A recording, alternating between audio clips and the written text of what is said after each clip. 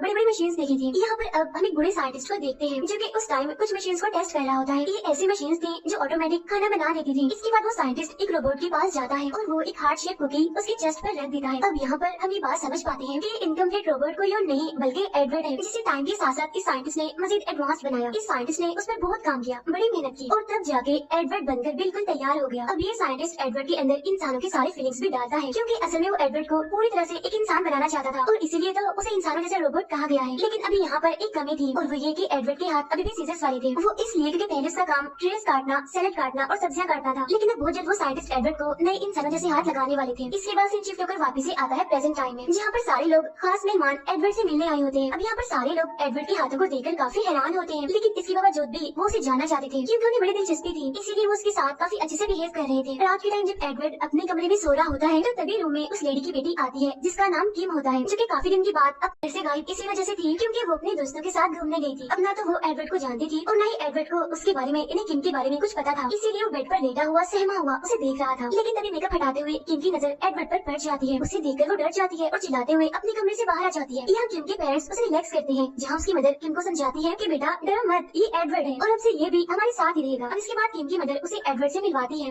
अगले दिन दिखाया जाता है कि एडवर्ड अपने पड़ोस में जितने भी ट्रीज होते हैं वो उन सभी को बड़े ही खूबसूरत डिजाइन देता है कटिंग करके। यहाँ एडवर्ड ने ऐसा इसलिए किया था क्योंकि सभी लोगों ने उसे काफी पसंद किया, उसे काफी अच्छे से बात की। फिर इसी तरह जब वो अपने पड़ोसी के ट्री को डिजाइन कर रहा होता है तो तभी इसके फौरन बाद एडवर्ड के पास एक डॉग आता है जिसके बाल काफी बढ़ चुके थे। अब यहाँ पर एडवर्ड उसके भी बाल काट के उसको बड़ा अच्छा सा हेयर स्टाइल देता है और जब उस डॉग के ओनर अपने डॉग को देखते हैं तो वो तो बहुत ही खुश हो जाते हैं। इसके बाद हम देखते हैं कि एडवर्ड के बाकी पड़ोसी भी अपने अपने डॉग्स को एडवर्ड के पास लाते हैं बाल कटिंग करवाने के लिए। वो चाहते थे कि उनके डॉग्स का भी अच्छा सा हेयर कट हो। यहाँ एडवर्ड इस काम में काफी एक्सपर्ट था, यानी कि वो इस काम को बड़ी ही तेजी से बड़ी ही सफाई से करता था। फिर जब वो एक लेडी की छोटी सी डॉग को लाइन के लोग हेयर कट करोगे तब एडवर्ड ऐसे करता है और वो उसकी भी बाल कटिंग करना शुरू करता है, जहाँ एडवर्ड बड़े ही बेहतरीन तरीके से उसके बाल काटता है। अब ऐसा होते ही वहाँ पर जितनी भी फीमेल्स होती हैं वो सारी की सारी एडवर्ड से अपना हेयर कट करवाती हैं। यहाँ तक कि वो सेलर भी जो कि एडवर्ड को यहाँ तक लाई थी। अब क्योंकि एडवर्ड काफी टैलेंटेड था, वो अपने काम की अपने स्किल्स की वजह से काफी मशहूर हो गया था। यहाँ तक कि उसे टीवी शो पर भी बुलवाया जाता है। यहाँ पर सारे लोग एडवर्ड से कहते हैं कि आपको तो अपना एक सैलून खोलना चाहिए क्योंकि उसका काम काफी अच्छा है, तारीफ के काबिल है। लेकिन जाहिर सी बात है कि सैलून खोलने के लिए उसे पैसे चाहिए होंगे, इसीलिए वो सेलर एडवर्ड को बैंक में लेकर जाती है ताकि वो वहाँ से लोन ले सके सैलून बनाने के लिए। लेकिन बैंक वाले एडवर्ड को लोन नहीं देते।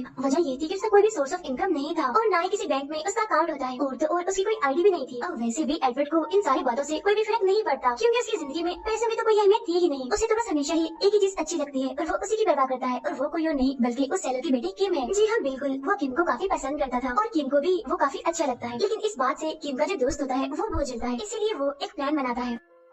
वो किम से कहता है कि रात को हम मेरे पेरेंट्स के घर पर जाएंगे।